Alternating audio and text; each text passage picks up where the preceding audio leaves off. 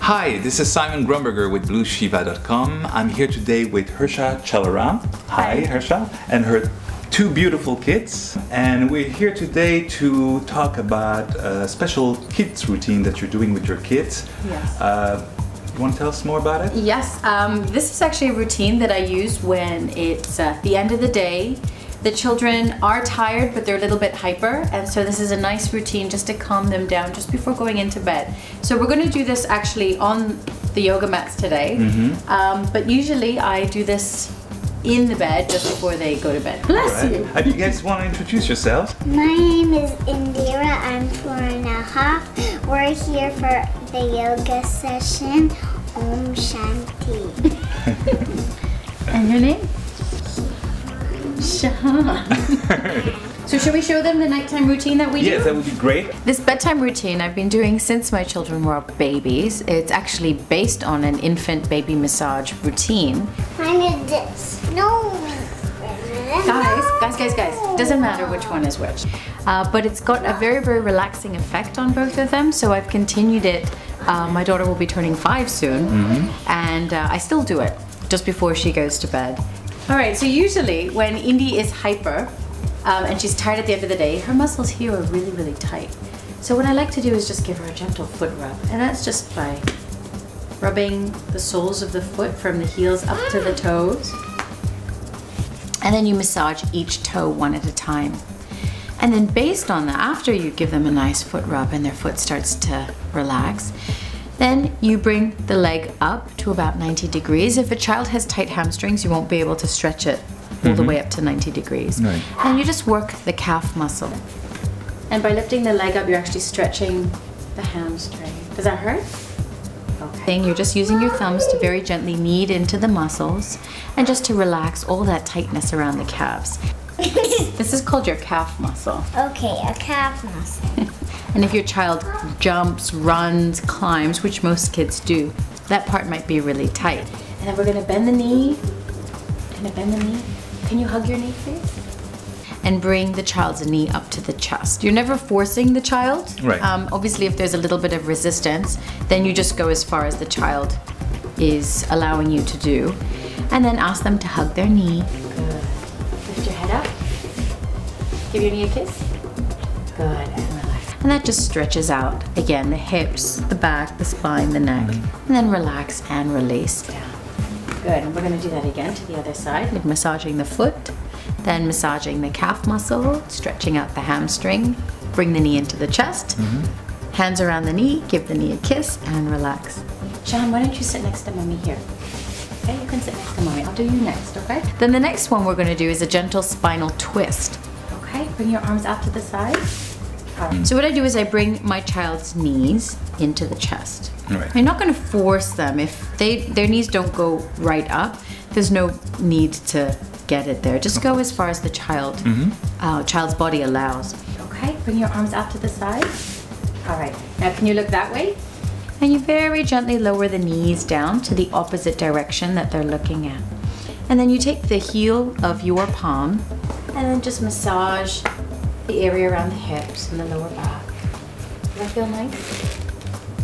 And also around the gluteus maximus, the buttocks muscles areas, because for kids that's quite tight as well. And you think of kids sometimes as not being tense at all, but like you said, they jump a lot, they run a lot. Oh yeah. They get tense. Yeah, they do. And especially in the case of my daughter, she likes to jump around and climb and skip around, and at the end of the day, that's very, very tight. Yeah. And you see an instant difference when you start to massage that out. It really starts to relax her a little bit.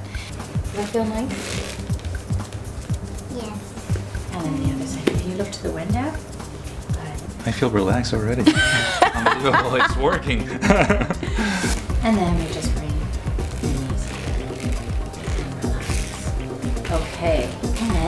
And then this is a really, really nice one.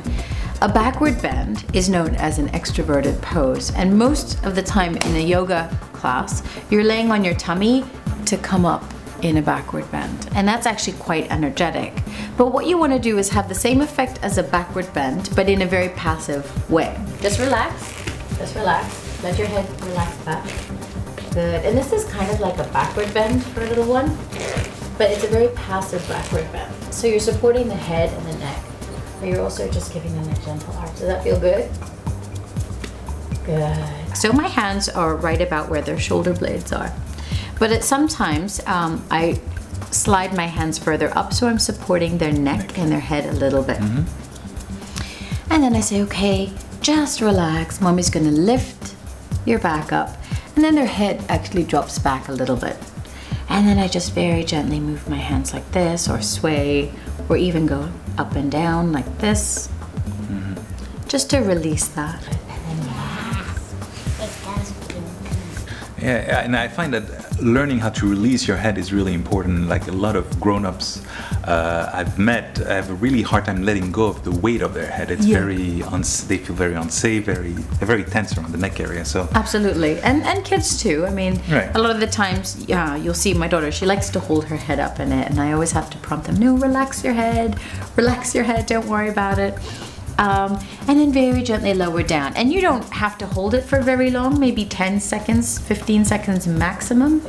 You know, because they're kids. They don't have a lot that needs to be unwound. I mean, all right, now I'm gonna have you do Paschimottanasana. Okay, can you come up? Ask them to do a forward bend. In Sanskrit, I call it Paschimottanasana. It's what my kids know, so I give them the Sanskrit name. And this is actually a very passive stretch. It relaxes you. It engages the parasympathetic nervous system. So it brings some space along each vertebrae, along the spine. Take a deep breath. A lot of people are very, very tight in the hamstrings and the lower back, so they might not be able to come forward in the full forward bend that you would actually see in a yoga class. And would you recommend rather to have your legs straight and go less forward, or have your legs it depends. It depends on the person, and it depends on what they need. But for the case of my kids, what prevents them from coming right down, they're always like, oh, the back of our legs hurt, they hurt. So I tell them, okay, bend your legs slightly. And what that does is it actually frees up the lower back a little bit so the lower back can move. So this is, again, a modified version. So the knees are slightly bent so that you can actually bend from the hips and take hold of the feet or the ankles, it doesn't really matter. And then just relax the head down. So this is what the pose would look like for a beginner, but that actually creates a very relaxing effect. And if your body's tight, you'll still feel it in your hamstrings, you'll still feel it in the lower back. For people that are a little bit more flexible, especially with young children, they're much more flexible. They can come right down. And hold for about 20 seconds. And it just relaxes you completely, so that when you unwind and you lay down after, you start to feel a little bit of calming, relaxing effect on the body.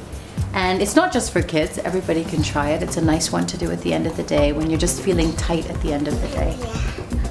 And then obviously from there, to go straight into a laying down position, the corpse pose, just to release.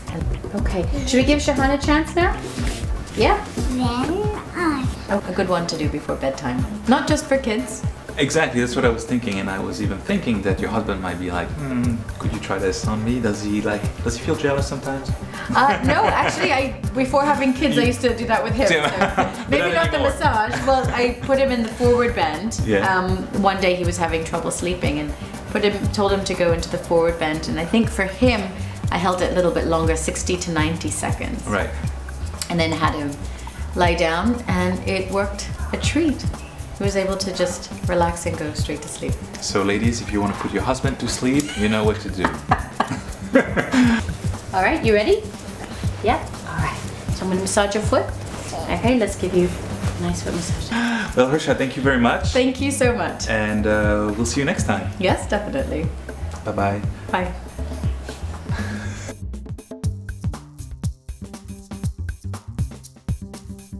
So this is actually easier when the kids are in their own beds. That way there's none of this interaction and hitting and fighting, but that's actually quite normal.